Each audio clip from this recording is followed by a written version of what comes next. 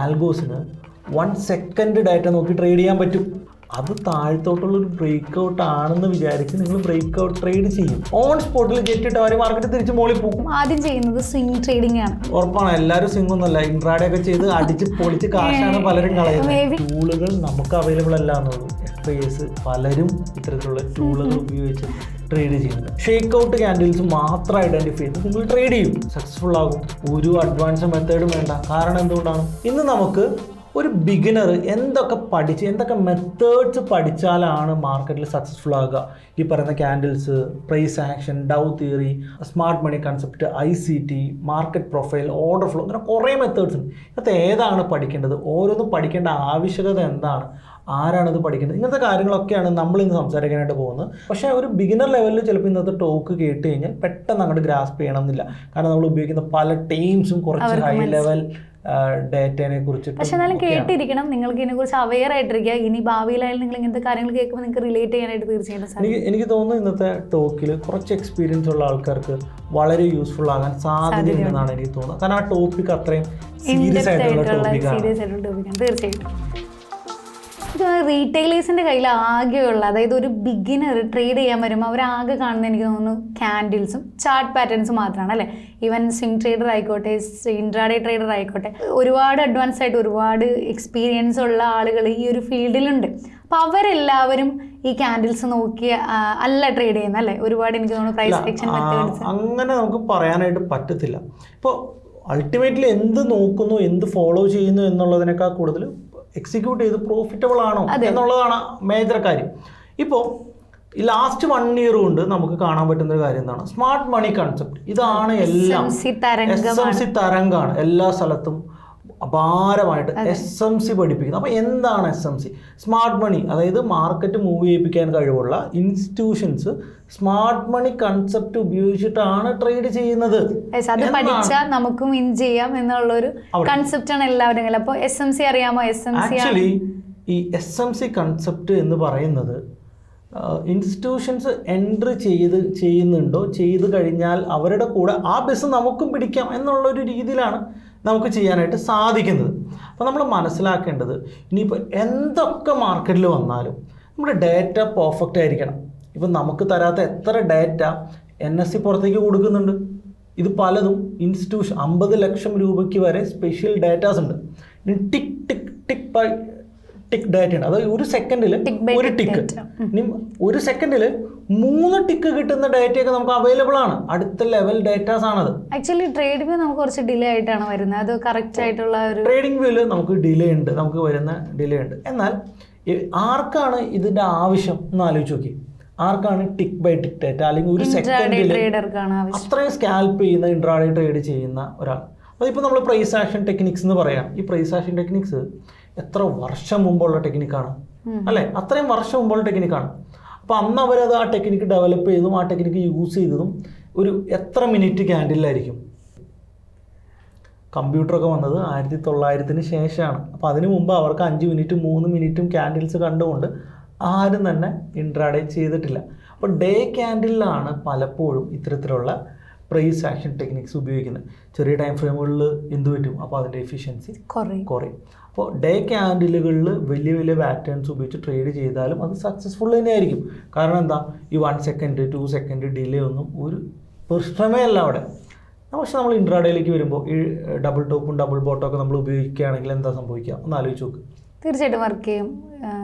Double top double boat കുറേ സമയത്ത് work ചെയ്യും, കുറേ സമയത്ത് വർക്ക് ചെയ്യില്ല, എഫിഷ്യൻസി കുറയും. പക്ഷേ ഇവിടെ ഇനിയിപ്പോൾ എന്ത് ഡേറ്റ നമ്മൾ ചെറിയ ടൈം ഫ്രെയിമിലോട്ട് പോലും നമ്മളെ ഒളിപ്പിച്ച് വെക്കാൻ പറ്റാത്ത 2 ഡേറ്റയുള്ളൂ. Volume and price. ഇത് രണ്ടും ഫോക്കസ് ചെയ്ത് നമ്മുടെ വോളിയത്തിനും പ്രൈസിനും ഫോക്കസ് ചെയ്തുകൊണ്ട് നമ്മുടെ അനാലിസിസ് ഇമ്പ്രൂവ് ചെയ്താൽ മാത്രമാണ് നമുക്ക് നെക്സ്റ്റ് ലെവലിലോട്ട് പോകാനായിട്ട് പറ്റത്തുള്ളൂ. ഇനി വോളിയം ബേസ് ചെയ്യാതെ നമ്മൾ പ്രൈസിന് മാത്രം നോക്കിയാൽ എന്താണ്?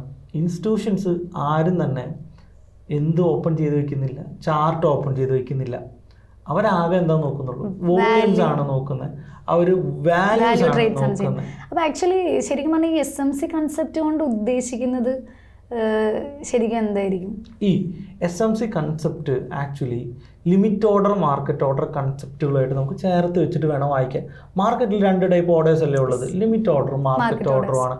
അപ്പോൾ ഈ ലിമിറ്റ് ഓർഡേഴ്സ് എപ്പോഴും എന്താ ചെയ്യുന്നത്, മാർക്കറ്റിനെ ലിമിറ്റ് ഓർഡർ ഒരു മാഗ്നറ്റ് പോലെ കിടന്നുകൊണ്ട് മാർക്കറ്റിനെ അങ്ങോട്ടേക്ക് അട്രാക്ട് ചെയ്യും. അതായത് ലിമിറ്റ് ബൈ ഉള്ള സ്ഥലത്തേക്ക് മാർക്കറ്റ്, ലിമിറ്റ് സെൽ ഉള്ള സ്ഥലത്തേക്ക് എന്തുകൊണ്ടാണ് അവിടെയാണ് ലിക്വിഡിറ്റി ഉള്ളത്, അങ്ങനെയാണ് നമുക്ക് പറയാം. അപ്പോൾ അവിടെ അത് തന്നെയാണ് നമ്മൾ ഡൗ തിയറിയിൽ വരുമ്പോൾ നമുക്ക് റെസിസ്റ്റൻസും സപ്പോർട്ടുമായിട്ട് ആക്ട് ചെയ്യുന്നത്. അതായത് താഴെ വന്ന് സപ്പോർട്ട് എടുത്തിട്ടാണ് മാർക്കറ്റ് ഫർദർ മൂവ് ചെയ്യുക. ഇതുകൊണ്ട് മേ ബി അവിടെ വല്ല ലിമിറ്റ് ബൈയും ഓർഡർ ഇട്ട് വെച്ചിട്ടുണ്ടാവും. ഇപ്പോൾ നമ്മൾ ഓർഡർ ഫ്ലോ അനാലിസിസ് നോക്കുകയാണെങ്കിൽ നമുക്കിത് കുറച്ചുകൂടി ക്ലാരിറ്റി കിട്ടും. കാരണം എന്തുകൊണ്ടാണ്, ഓരോ സ്ഥലത്തും മാർക്കറ്റിൽ വരുന്ന പഞ്ചിങ് ഓർഡേഴ്സ് നമുക്ക് കാണാൻ പറ്റുന്നുണ്ട് എന്നുള്ളത് കൊണ്ടല്ലേ ഓർഡർ ഫ്ലോ. അപ്പോൾ എക്സിക്യൂട്ടീവ് ആയതും ലിമിറ്റ് ഓർഡേഴ്സും ഒക്കെ, അത് മാർക്കറ്റിൽ വരുന്ന പഞ്ചസേ നമുക്ക് കാണാൻ പറ്റത്തുള്ളൂ. ഇതിൻ്റെ അകത്തുള്ള ഏറ്റവും വലിയ രസം എന്താണ്, നമ്മൾ കാണുന്നത് നമ്മൾ കാണുന്ന volume executed volume, market orders ആണ് നമ്മൾ കാണുന്നത്. Market orders limit order execute ആകുമ്പോൾ രണ്ടും നമ്മൾ കാണും. എക്സിക്യൂട്ട് ആയി കഴിഞ്ഞിട്ടാണ് നമുക്ക് അറിയാൻ പറ്റത്തുള്ളൂ. ഈ എക്സിക്യൂട്ട് ആകുന്നവരെ നമുക്ക് ഈ ഇൻഫർമേഷനെ കാണിക്കാതിരിക്കാനായിട്ട് പല മെത്തേഡ്സ് അവൈലബിൾ ആണ്. എന്തൊക്കെയാണ്, ഇപ്പോൾ നമുക്ക് സെറോദയിലെ അല്ലെങ്കിൽ നമ്മൾ നെക്സ്റ്റ് പ്ലാറ്റ്ഫോമൊക്കെ ഉണ്ടല്ലോ, ട്രേഡിങ്ങിൻ്റെ സോഫ്റ്റ്വെയർസ് ഇല്ലേ നമ്മുടെ ഡെസ്ക്ടോപ്പ്, ഈ സോഫ്റ്റ്വെയർസിൽ നമ്മൾ ഓർഡർ ഇടുമ്പോൾ ഡിസ്ക്ലോസ്ഡ് ക്വാണ്ടിറ്റി എന്ന് പറയുന്നൊരു സാധനമുണ്ട്. അതായത് നമ്മൾ 100 ക്വാണ്ടിറ്റി കയറുമ്പോൾ ഓർഡർ ബുക്കിൽ 1 ക്വാണ്ടിറ്റി കയറും, 1 ക്വാണ്ടിറ്റിയെ കാണുള്ളൂ. പക്ഷേ ഇത് അവിടെ എക്സിക്യൂട്ട് ആയിപ്പോവും. അതായത് ആക്ച്വലി നമുക്ക് കാണാൻ പറ്റുന്ന 1 എണ്ണമായിരിക്കും, പക്ഷെ മാർക്കറ്റ് അവിടെ എത്തുമ്പോൾ എത്ര എക്സിക്യൂട്ട് ആവും, 100 എക്സിക്യൂട്ട് ആവും. അപ്പം നമ്മൾ ഈ 1 എണ്ണം കണ്ടിട്ടാണ് ട്രേഡ് ചെയ്യുന്നതെങ്കിൽ ആക്ച്വലി ഇവിടെ എത്ര ഉണ്ട്, 100 ഉണ്ട്. അപ്പോൾ ഡാറ്റ എക്സിക്യൂട്ട് ആകുന്നത് വരെയുള്ള ഡാറ്റ ഇൻഫർമേഷൻസ് നമ്മളെ പറ്റിക്കാനായിട്ട് പലതും അവർ എക്സിക്യൂട്ട്. ഇപ്പോൾ ഈ കാണുന്ന ഒരു ബിഗിനർ ലെവലുള്ള ആൾക്കാരാണെങ്കിൽ ഇപ്പോൾ ഈ പറയുന്ന ഓർഡർ ബുക്ക്, അതുപോലെ തന്നെ ഈ എക്സിക്യൂഷൻ, ഇതൊക്കെ വളരെ കോംപ്ലിക്കേറ്റഡ് ആയിരിക്കും. കാരണം അതിനെക്കുറിച്ചൊക്കെ അവർ റിസർച്ച് ചെയ്താൽ മാത്രമാണ് അവർക്ക് ഞാൻ പറയുന്ന കാര്യങ്ങൾ എന്താണെന്ന് മനസ്സിലാവത്തുള്ളൂ. അതൊരു വലിയ പ്രോബ്ലമാണ്. പക്ഷെ നമ്മൾ ഈ ഒരു ടോക്ക് അഡ്വാൻസ് ലെവൽ ടോക്കിലോട്ടാണ് പോകുന്നത്. ഓൾറെഡി ട്രേഡ് ചെയ്ത എക്സ്പീരിയൻസ് ഉള്ള ആൾക്കാർക്ക് ഈ ഒരു ടോക്കിൽ അവർക്ക് കുറേ ഇൻഫോർമേഷൻസ് കിട്ടണം എന്നുള്ളത് കൊണ്ടാണ് നമ്മൾ ഈ ഒരു ലെവലിലോട്ട് ഇത് ഡിസ്കഷൻ ചെയ്യുന്നത്. അപ്പോൾ എവിടെ ഫോക്കസ് ചെയ്യണം, വോളിയത്തിൽ ഫോക്കസ്. പക്ഷേ ഞാൻ പറയുന്നത് ഈ വെറും സ്കാൻഡിൽ മാത്രം നോക്കി ഒരു ബിഗിനർക്ക് ട്രേഡ് എടുക്കാൻ പറ്റുമെന്ന് ചോദിച്ചു കഴിഞ്ഞാൽ ഉറപ്പായിട്ടും. ഇപ്പം നമ്മൾ സ്മാർട്ട് മണി കൺസെപ്റ്റ് ക്യാൻഡിൽ വെച്ചിട്ട് മാത്രമല്ലേ ചെയ്യുന്നത്. അതെ തീർച്ചയായിട്ടും. സോഫ്റ്റ്വെയർ നമുക്ക് ട്രേഡിംഗ് വ്യൂലോ അല്ലെങ്കിൽ ബ്രോക്കറിന്റെ ടെർമിനലിലോ ക്യാൻഡിൽസ് ഉപയോഗിച്ചുകൊണ്ട് ലിക്വിഡിറ്റി ഏരിയ ഐഡന്റിഫൈ ചെയ്യുക, മാർക്കറ്റിന്റെ സ്ട്രക്ചർ ഉപയോഗിക്കുക. ഇത്രയേ ഉള്ളൂ സ്മാർട്ട് മണി കൺസെപ്റ്റ്. ബട്ട് ഇവിടെ ആക്ച്വലി സ്മാർട്ട് മണി കൺസെപ്റ്റ് എനിക്ക് വളരെ നല്ല കൺസെപ്റ്റ് തന്നെയാണ്. കൺസെപ്റ്റ് യൂസ് ചെയ്യാറുണ്ട്, പക്ഷേ അതിന്റെ പേര് SMC ആണെന്ന് ഞാൻ കഴിഞ്ഞ ദിവസമാണ് അറിഞ്ഞത്. അല്ല, അങ്ങനെയല്ല. ലിക്വിഡിറ്റി ഏരിയാസ് ഫൈൻഡ് ചെയ്യാം, മാർക്കറ്റിന്റെ ട്രെൻഡ്. ചില സമയത്ത് SMC കൺസെപ്റ്റ് ബോട്ടം ഫിഷിംഗ് ചെയ്യുന്നത്, ബോട്ടം ഫിഷിംഗ് എന്ന് നമുക്ക് വേണമെങ്കിൽ പറയാം. അല്ലെങ്കിൽ ലിക്വിഡിറ്റി ഏരിയയിൽ നിന്ന് മാർക്കറ്റ് റിവേഴ്സൽ ട്രേഡ്സ് ആണ് കൂടുതൽ പിടിക്കുന്നത്. ഒരു ബുള്ളിഷ് പ്രോപ്പർ ട്രെൻഡ് വരുന്ന മാർക്കറ്റിൽ പലപ്പോഴും നമുക്ക് SLs അടിക്കും. ഇവിടെയാണ് പ്രശ്നം. അവിടെ എന്താണ് പ്രോബ്ലം, SMCക്ക് വോളിയത്തിൻ്റെ ഇമ്പോർട്ടൻസ് വളരെ കുറവാണ് എന്നുള്ളതാണ്. ഇപ്പോൾ നമ്മൾ വൈക്കോഫ് മെത്തേഡ് എന്ന് പറയുന്ന അല്ലെങ്കിൽ വൈക്കോഫ് സിമാറ്റിക്സ് എന്ന് പറയുന്ന ഒരു മെത്തേഡ് ഉണ്ട്. ഇതെന്താണ്, ഇത് മാർക്കറ്റ് സ്ട്രക്ചറാണ്. ഇപ്പോൾ സിൽബി ഒരു ബേസിക്സ് മാർക്കറ്റ് സ്ട്രക്ചറിൻ്റെ ബേസിക്സ് വീഡിയോ ചെയ്തിട്ടുണ്ട്. മാർക്കറ്റിന് 4 സ്റ്റേജസ് ആണുള്ളത്, accumulation, up trend, distribution, down trend. എന്നാൽ ആക്ച്വലി ഇങ്ങനെയല്ല. പലപ്പോഴും മാർക്കറ്റ് ഒരു വൈക്കോഫ് പറയുന്ന രീതിയിൽ ആണ് വർക്ക് ചെയ്യുന്നത്. ഒരു ഡൗൺ ട്രെൻഡ് തീർന്ന് അക്യുമുലേഷൻ നടത്തി എന്ത് ചെയ്യും, പിന്നെ ഡൗൺ ട്രെൻഡ് ആണെന്ന് പറഞ്ഞ് അവിടെ ലിക്വിഡിറ്റി ക്രിയേറ്റ് ചെയ്യും. അതിനെ നമ്മൾ സെല്ലിംഗ് ക്ലൈമാക്സ്. അത് ഓൾറെഡി ഞാൻ അതിൽ പറഞ്ഞത്, അതായത് സപ്പോർട്ടിൽ നിന്ന് താഴേക്ക് വന്ന് നമ്മുടെ SL എടുത്തിട്ടായിരിക്കും മാർക്കറ്റ് അടുത്ത ചിലപ്പോൾ അടുത്ത മൂവ്മെന്റ് ക്വിക്ക് ആയിരിക്കും. പിന്നെ ഇത് ഓർഡറിലല്ല നടക്കുന്ന, അക്യുമുലേഷൻ നടന്നിട്ട് അപ്പം തന്നെ അപ് ട്രെൻഡ് പോകണമെന്നില്ല. ചിലപ്പോൾ വീണ്ടും താഴെ വന്നിട്ട് വീണ്ടും ലിക്വിഡിറ്റി ഗ്രാബ് ചെയ്തിട്ടായിരിക്കും നെക്സ്റ്റ് മൂവ്മെന്റ്. രസകരമായിട്ടൊരു കാര്യം പറയാം, അക്യുമുലേഷൻ എപ്പോഴും സൈഡ് വൈസ് ആണെന്ന് നമ്മൾ തെറ്റിദ്ധരിക്കുന്നതാണ്. ചിലപ്പോൾ അക്യുമുലേഷൻ ഒരു ചെറിയ ഡൗൺ സൈഡ് അക്യുമുലേഷൻസ് ഉണ്ടാവും, ചിലപ്പോൾ ചെറിയ അപ്സൈഡ് അക്യുമുലേഷൻ. ഇത് അക്യുമുലേഷൻ ആണ് നമുക്ക് ഐഡന്റിഫൈ ചെയ്യാൻ പറ്റണം. അപ്പോൾ നമ്മൾ ഇലിയഡ് വേവ് തിയറിയിലോട്ട് പോവുകയാണ് എന്ന് കരുതുക. ഇലിയഡ് വേവ് തിയറി എന്താ പറയുന്നത്, മാർക്കറ്റിൻ്റെ ഓവറോൾ സ്ട്രക്ചറിനെ കുറിച്ചിട്ടാണ് പറയുന്നത്. എന്താണ്, മേജർ വേവ്സും കറക്റ്റീവ് വേവ്സും, ദെൻ മേജർ വേവിൻ്റെ മേജർ കറക്റ്റീവ് വേവ്സും, അങ്ങനെ 5, 3, 8 വേവ്സ് ഉണ്ടെന്നാണ് പറയുന്നത്. ഈ കറക്റ്റീവ് വേവ്സ് തന്നെ 21 തരമായിട്ട് അവിടെ അവർ തരംതിരിച്ചിട്ടുണ്ട്. ഇതൊക്കെ ഏത് വർഷമാണ് ചെയ്ത്, ഇപ്പോഴത്തെ മാർക്കറ്റ് നോക്കുമ്പോൾ ചിലപ്പോൾ 21 അല്ല, അതിൽ കൂടുതൽ തരങ്ങൾ ചിലപ്പോൾ ഈ കറക്റ്റീവ് വേവ്സിന് ഉണ്ടാവും. കാരണം എന്തുകൊണ്ടാണെന്നറിയോ, ഇപ്പോൾ പലരും 1 സെക്കൻഡിൽ ട്രേഡ് ചെയ്യുന്ന ആൾക്കാരുണ്ട്, 1 മിനിറ്റിൽ ട്രേഡ് ചെയ്യുന്ന ആൾക്കാരുണ്ട്. ഞാൻ പറയുന്നത് ഞാൻ ചില സമയത്ത് 1 ടിക്ക് നോക്കിയിട്ടാണ് ട്രേഡ് ചെയ്യുന്നത്. അതായത് 1 സെക്കൻഡിന് 1 ടിക്ക് നോക്കിയിട്ടാണ് നമ്മൾ ട്രേഡ്സ് എക്സിക്യൂട്ട് ചെയ്യുന്നത്. അപ്പോൾ നമ്മുടെ വിഷ്വലൈസേഷൻ ടൂളുകൾ അപ്ഗ്രേഡ് ആവുന്നതനുസരിച്ച് നമ്മൾ അപ്ഗ്രേഡ് ആയേ പറ്റത്തുള്ളൂ. എന്നാൽ മാത്രമാണ് നമുക്ക് അഗ്രസീവ് ട്രേഡ്സ് ആവാൻ പറ്റുള്ളൂ. എന്നാലും ഇൻവെസ്റ്ററെ സംബന്ധിച്ചോളം ഇത് ഈ ഒരു ടോക്കൺ അവർക്കൊരു യാതൊരു ആവശ്യമേ ഇല്ല. പിന്നെ ഇങ്ങനെയൊക്കെ നടക്കുന്നുണ്ടെന്ന് വേണമെങ്കിൽ മനസ്സിലാക്കി വെക്കാം എന്ന് മാത്രമേ ഉള്ളൂ. ഇപ്പോൾ നമ്മൾ ആ സ്മാർട്ട് മണി കൺസെപ്റ്റിലോട്ട് തിരിച്ചു വരുമ്പോൾ സ്മാർട്ട് മണി കൺസെപ്റ്റിൽ നമ്മൾ നേരിടുന്ന ഒരു പ്രധാന ഇഷ്യൂ വോളിയത്തിനേക്കാൾ കൂടുതൽ സ്ട്രക്ചറിനാണ് അവിടെ ഇമ്പോർട്ടൻസ് കൊടുക്കുന്നത് എന്നാണ്. പക്ഷേ വോളിയത്തിനാണ് നമ്മൾ എല്ലാത്തിലും ഇമ്പോർട്ടൻസ് കൊടുക്കേണ്ടത്. ഇപ്പോൾ നമ്മൾ ഓർഡർ ഫ്ലോ നോക്കുകയാണ്. ഇപ്പോൾ അഡ്വാൻസ്മെൻറ്റ് ഓർഡർ ഫ്ലോയിലും മാർക്കറ്റ് പ്രൊഫൈലിലും നമ്മൾ പലപ്പോഴും ടിക്ക് ബൈ ടിക്ക് ഡേറ്റ ആണ് യൂസ് ചെയ്യുന്നത്. അപ്പോൾ ഡേറ്റയ്ക്ക് വളരെ ഇമ്പോർട്ടൻസ് ഉണ്ട്. ഇപ്പോൾ നമ്മൾ പല ബ്രോക്കേഴ്സും ഇപ്പോൾ tick by tick data provide ചെയ്യുന്നുണ്ട്. ഇപ്പോൾ first stock tick by tick data നമുക്ക് API ഉപകാരം തരും. അപ്പ് സ്റ്റോക്സ് ഇപ്പോൾ കൊടുത്തു തുടങ്ങിയിട്ടുണ്ട്. 5 പൈസ ടിക്ക് ബൈ ടിക്ക് ഡേറ്റ കൊടുക്കുന്നുണ്ട്. നമുക്ക് എന്ത് ചെയ്യേണ്ട, ഒരു പുറത്തുനിന്നുള്ളൊരു ഡാറ്റ പ്രൊവൈഡറിൻ്റെ കയ്യിൽ നിന്ന് വാങ്ങേണ്ട ആവശ്യമില്ല. ബ്രോക്കേഴ്സ് തന്നു തുടങ്ങി. കാരണം എന്താ, ട്രേഡിങ് ചെയ്യാൻ വേണ്ടിയിട്ട്. അത് മാത്രമല്ല റീറ്റെയിലേഴ്സ് ഇതിനെക്കുറിച്ച് അവെയറായി തുടങ്ങി. ഇവർ ചോദിച്ചു തുടങ്ങി, ഞങ്ങൾക്ക് ഈ ഡാറ്റ വേണം. സോ ബ്രോക്കേഴ്സിന് കൊടുത്തല്ലേ പറ്റുള്ളൂ. കാരണം എന്താ, NSE ഇവർക്ക് ഇത് കൊടുക്കുന്നുണ്ട്, എന്തുകൊണ്ട് നിങ്ങൾ ഞങ്ങൾക്ക് ഇത് തരുന്നില്ല? എന്തുകൊണ്ടാണ് ഇത്ര നാൾ അവർ കൊടുക്കാതെ ഇരുന്നത്? ആക്ച്വലി അവർക്ക് അതിന് സെർവേഴ്സ് കൂടുതൽ വേണം, അവർക്ക് മെയിൻ്റെനൻസ് വേണം, അവർക്ക് ചെലവ് കൂടുതലാണ്. അതെ, എനിക്കോട് റീറ്റെയിലേഴ്സ് ഉണർന്നു തുടങ്ങി, അവർക്ക് കറക്റ്റ് ആയിട്ടുള്ള കാര്യങ്ങൾ ഏകദേശം ക്ലിയർ ആയി തുടങ്ങി എന്നുള്ളതാണ്. ആയിരിക്കും ഉറപ്പായിട്ടും. പക്ഷേ ഇവിടെ പ്രശ്നം എന്താണ്, കൂടുതൽ റീറ്റെയിലേഴ്സിലോട്ട് ഏതെങ്കിലും ഒരു മെത്തേഡ് വരുമ്പോൾ അതിൻ്റെ സ്കെയിലബിലിറ്റി അവസാനിക്കുന്നു എന്നുള്ളതാണ്. ഇപ്പോൾ മാർക്കറ്റ് പ്രൊഫൈൽ, ഓർഡർ ഫ്ലോ അല്ലെങ്കിൽ സ്മാർട്ട് മണി കൺസെപ്റ്റ് എല്ലാവരും യൂസ് ചെയ്ത് കഴിഞ്ഞാൽ വർക്കിംഗ് മാറി. ഇത് വർക്ക് ചെയ്യാതെയോ എന്താണ്, മാർക്കറ്റ് സ്ട്രക്ചേഴ്സ് ചെയ്യും, അതിൻ്റെ ചെറിയ ചെറിയ മേജർ വേരിയേഷൻസ് വരും കൃത്യമായിട്ട്. ഇപ്പോൾ പിവോട്ട് മെത്തേഡ്, പിവോട്ട് എല്ലാവർക്കും അറിയാം എവിടെയാണ് പിവോട്ടിൻ്റെ സ്റ്റോപ്പ് ലോസും ടാർഗറ്റും എന്നറിയാം. ഉറപ്പാണ് മാർക്കറ്റ് എന്ത് ചെയ്യും, ഈ സ്റ്റോപ്പ് ലോസുകൾ എടുക്കും. ഇനി എന്തിനു പോകുന്നു, എവിടെയാണ് സ്റ്റോപ്പ് ലോസ് എന്ന് അറിയാൻ പറ്റുന്ന ഡാറ്റ അവൈലബിൾ ആണ്. എനിക്കാണ് ചില സമയത്ത് നമ്മൾ ട്രേഡ് ചെയ്യുമ്പോൾ മാർക്കറ്റ് എൻ്റെ സ്റ്റോപ്പ് ലോസ് ഒക്കെ എൻ്റെ പിറകെ വരുന്ന പോലെ എനിക്ക് ഫീൽ ചെയ്യാറ്. എല്ലാവരും ഞാൻ വാങ്ങുമ്പോൾ തന്നെ മാർക്കറ്റ് തിരിയും. എനിക്ക് ഇവിടെയാണ് നമ്മളിപ്പോൾ സെല്ലിംഗ് ക്ലൈമാക്സിനെ കുറിച്ച് പറഞ്ഞു വൈക്കോഫിൽ. അത് താഴത്തോട്ടുള്ളൊരു ബ്രേക്ക് ഔട്ട് ആണെന്ന് വിചാരിച്ച് നിങ്ങൾ ബ്രേക്ക് ഔട്ട് ട്രേഡ് ചെയ്യും. എന്താ സംഭവിക്കുന്നത്, ഓൺ സ്പോട്ടിൽ ജെറ്റിട്ട് അവർ മാർക്കറ്റ് തിരിച്ച് മോളിൽ പോകും. ലിക്വിഡിറ്റി ഗ്രാബ് വേണ്ടി വന്നായിരിക്കാം. അപ്പോൾ ഈ ലിക്വിഡിറ്റി ഏരിയ ഉള്ള സ്ഥലങ്ങൾ ചിലപ്പോൾ മേ ബി മാർക്കറ്റ് പ്രൊഫൈൽ ഉപയോഗിച്ച് നമുക്ക് കിട്ടുന്ന ലെവൽസ് ഉണ്ട്. ഇല്ല, നമുക്ക് ഓർഡർ ഫ്ലോ ഒക്കെ പറയാൻ പറ്റും. പിന്നെ SMC കൺസെപ്റ്റിലും കുറെ കാര്യങ്ങൾ ഓർഡർ ഫ്ലോയിലൂടെ നമുക്ക് എടുക്കാം. നമുക്ക് SMC കൺസെപ്റ്റിന് ഏറ്റവും പ്രധാനപ്പെട്ട ഒരു കാര്യം എവിടെയാണ് ലിമിറ്റ് ഓർഡേഴ്സ് പെൻഡിങ് ആയിട്ട് കിടക്കുന്നത് എന്നാണ് നമുക്ക് മനസ്സിലാകുന്ന ആദ്യത്തെ കാര്യം. ഇത് ഓർഡർ ഫ്ലോയിൽ കിട്ടും. ഇത് തന്നെ മാർക്കറ്റ് പ്രൊഫൈലിലെ ഇൻഡെപ്തും അനാലിസിസിലോട്ട് പോയാൽ കിട്ടും. ഇത് വെറുതെ ഈ ക്യാൻഡിൽ ഉപയോഗിച്ച് SMCയിൽ ഊഹിച്ചെടുക്കണോ ആക്ച്വൽ ഡാറ്റ കണ്ടെടുക്കണോ, ഇതല്ലേ ക്വസ്റ്റ്യൻ.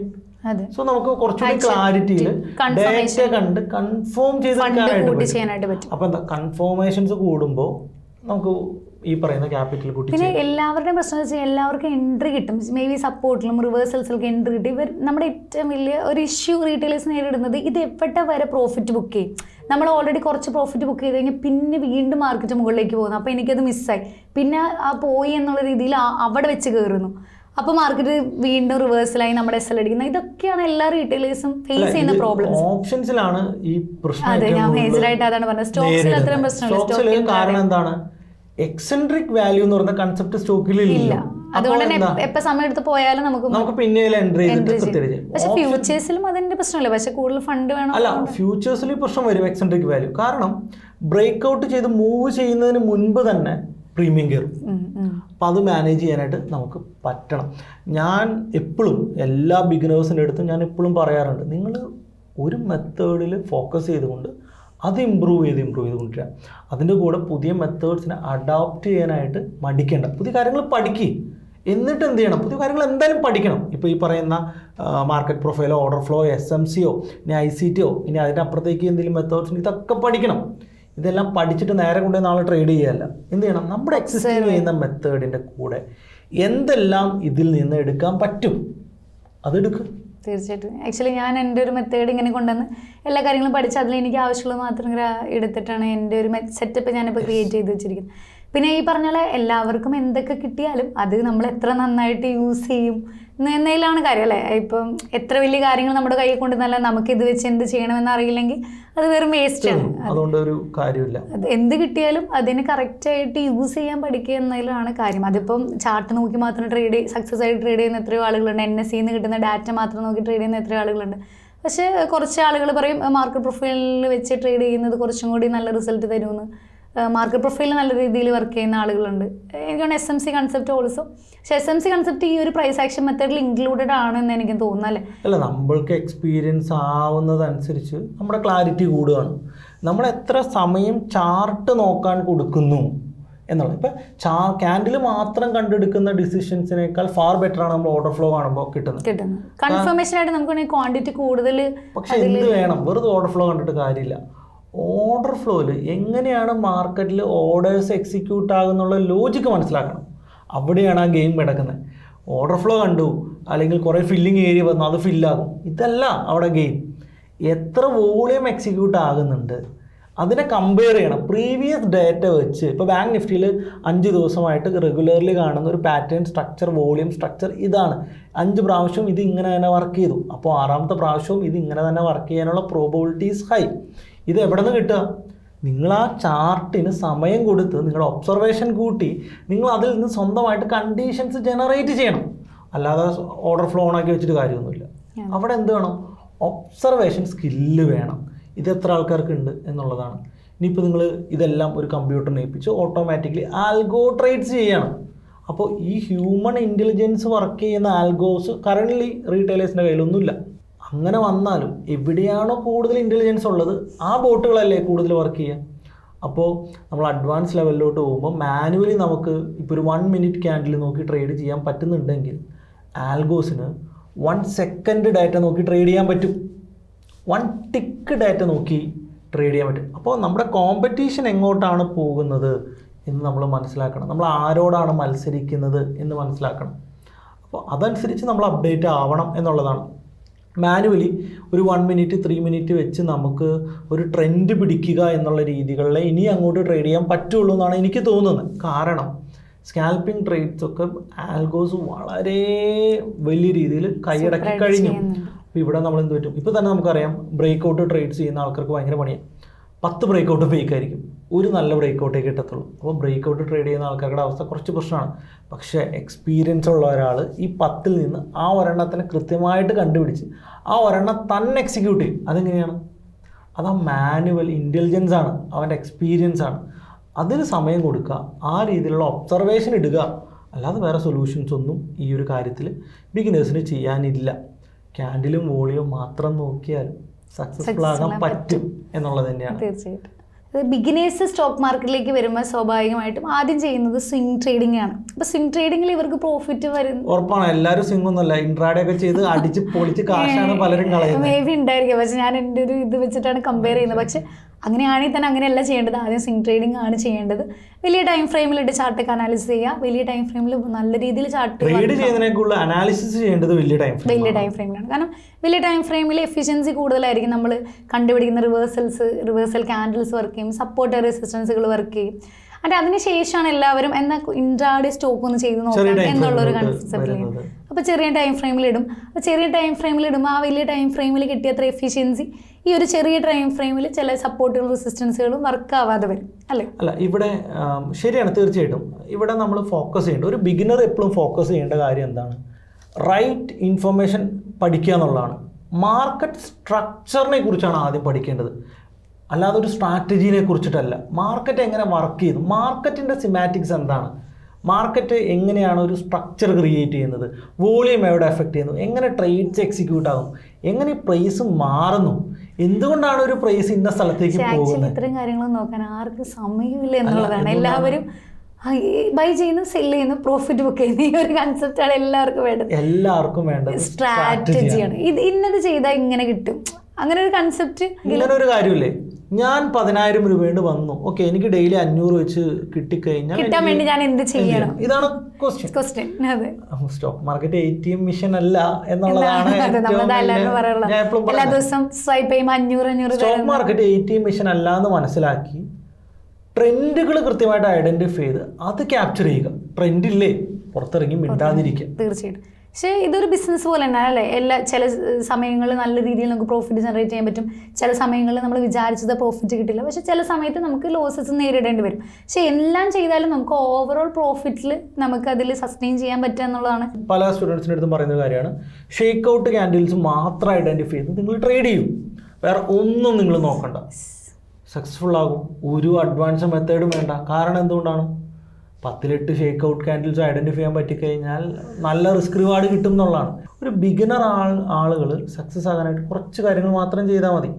ഒരു നല്ല ട്രേഡിംഗ് സിസ്റ്റം ഡെവലപ്പ് ചെയ്യുക. കമ്പ്യൂട്ടറിനെ കുറിച്ചിട്ടല്ല, ഒരു ട്രേഡിംഗ് മെത്തേഡ്, അത് എന്ത് മെത്തേഡ് വേണമെങ്കിലും ആവാം. ഈ പറയുന്ന സ്മാർട്ട് മണിയോ ഓർഡർ ഫ്ലോയോ മാർക്കറ്റ് പ്രൊഫൈലോ അങ്ങനെ ഈ പറയുന്ന പ്രൈസ് ആക്ഷനോ എന്ത് വേണമെങ്കിലും ആവും. ഇത് കൃത്യമായിട്ട് എക്സിക്യൂട്ട് ചെയ്യാനായിട്ട് കൃത്യമായിട്ട് പഠിക്കുക, റിസ്ക് റിവാർഡ് ഉണ്ടാകുക. ഒരാൾക്ക് സക്സസ്ഫുൾ ആകാനായിട്ട് സുഖമായിട്ട് പറ്റും എന്നുള്ളത് തന്നെയാണ്. പക്ഷേ ഇവിടെ അനുഭവത്തിൽ എന്തൊക്കെ കാര്യങ്ങൾ ശ്രദ്ധിക്കണം എന്നാണ് തോന്നിയിരിക്കുന്നത്? തീർച്ചയായിട്ടും എക്സ്പീരിയൻസ് തന്നെയാണ്. മാർക്കറ്റ് കണ്ടുള്ള എക്സ്പീരിയൻസ്, എങ്ങനെയൊക്കെ റീറ്റെയിലേഴ്സിനെ ഇൻസ്റ്റിറ്റ്യൂഷൻസ് ട്രാപ്പ് ചെയ്യുന്നുണ്ട്, അങ്ങനെയുള്ള കാര്യങ്ങൾ നോക്കുക. കറക്റ്റ് ബ്രേക്ക് ഔട്ട് ആണോ? ഈ പറഞ്ഞ പറഞ്ഞാൽ 10 ട്രേഡിൽ 1-2 ആയിരിക്കും കറക്റ്റ് ബ്രേക്ക് ഔട്ട്. അങ്ങനെ ഫേക്ക് ബ്രേക്ക് ഔട്ട്സ് ഐഡൻറ്റിഫൈ ചെയ്യുക. ഈ പറഞ്ഞ ബ്രേക്ക് ഔട്ടിൽ വോളിയംസ് വരുന്നുണ്ടോ എന്ന് നോക്കുക കൃത്യമായിട്ട്.